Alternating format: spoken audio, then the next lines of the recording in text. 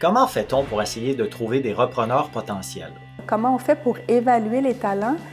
Est-ce que dans le marché, il y a des ressources ou des outils qui peuvent aider les cédants à mieux planifier la transmission de l'entreprise?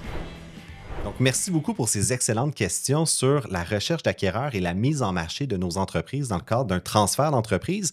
Pour y répondre, je suis avec Danny Pelletier et Julien Laplante du Fonds de solidarité FTQ. Messieurs, bonjour. Bonjour. Par où commencer la recherche d'acquéreurs quand tu es un cédant? Les premières choses à penser, c'est l'entreprise est basée sur des valeurs. Donc, des valeurs qu'on va continuer à vouloir voir dans son entreprise et avec une continuité de la vision également. Donc, ça, c'est la première base de dire qui sont les acquéreurs potentiels de ce côté-là.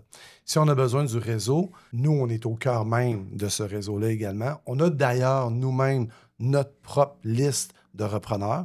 Ça, c'est vraiment important parce que ça ne coûte rien. Je pense que pour les auditeurs qui veulent se mettre sur la liste du Fonds de solidarité pour dire « je suis un acquéreur potentiel », juste de contacter puis de commencer à recevoir des dossiers, ça peut être une bonne façon d'être dans la recherche. Tout à fait. Ça coûte un appel. À partir de notre liste de repreneurs ou même à partir de notre réseau, on peut mettre les entrepreneurs ou les cédants en contact.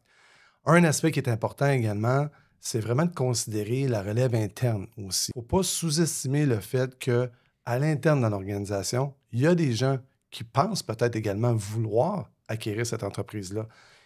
Donc, d'en parler de façon ouverte avec nos employés, avec notre relève, peut également apporter des belles surprises. Et surtout, ce qu'il faut écarter, c'est vraiment de dire « Ah, ça ne peut pas arriver parce qu'ils n'ont pas les moyens. » Il existe dans le marché, nous, on en a fait dans le passé, des transactions qui ont facilité cette reprise-là par une équipe de management. À la fin de la journée, ce qu'on veut vraiment, c'est de s'assurer que la reprise de cette entreprise-là va se faire au Québec. Ça, pour nous, c'est la priorité numéro 1. Donc, il y a des repreneurs qui sont partout. Il ne faut pas se mettre d'hypothèse qu'ils n'auront pas d'argent, ça ne leur tentera pas. Julien, dis-moi, est-ce que ça vaut la peine d'en parler vraiment à tout le monde? Est-ce que ton management est au courant que tu t'entames ce plan-là de reprenariat comme cédant?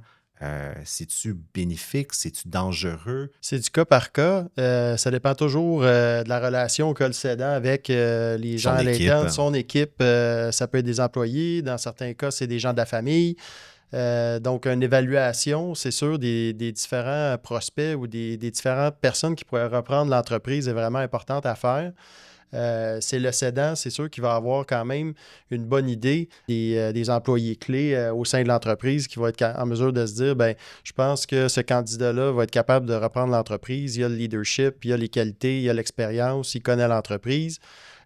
Par contre, je pense qu'une chose qui est importante à prendre à regarder, c'est un œil externe qui va venir soit confirmer ou des fois infirmer certains des repreneurs potentiels qu'on aurait ciblés.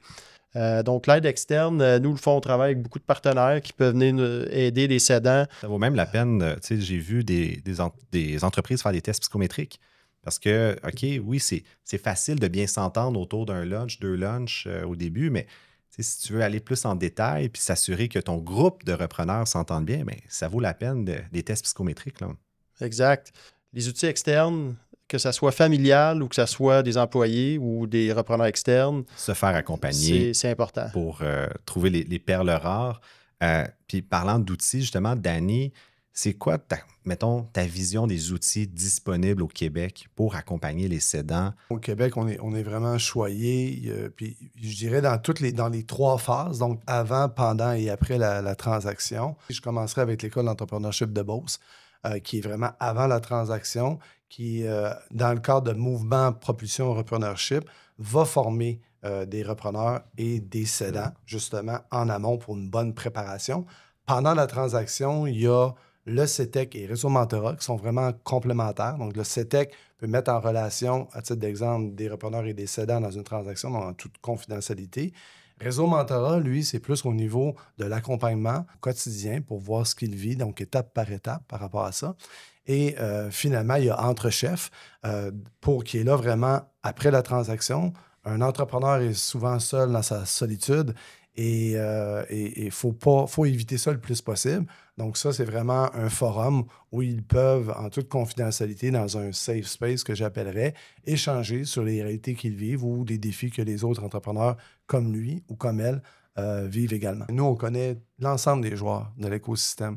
On va être en mesure, compte tenu de la situation particulière, de le référer à une bonne personne également ou à un bon groupe, dépendamment de sa situation et de ses besoins également. Question bonus, Julien, je serais curieux de t'entendre de la part d'un cédant, quand vient le temps de négocier la valeur de son entreprise ou d'avoir une idée de combien demander, en fait. As-tu des conseils pour ces gens-là? Conseil d'ordre général, c'est vraiment de faire ses devoirs.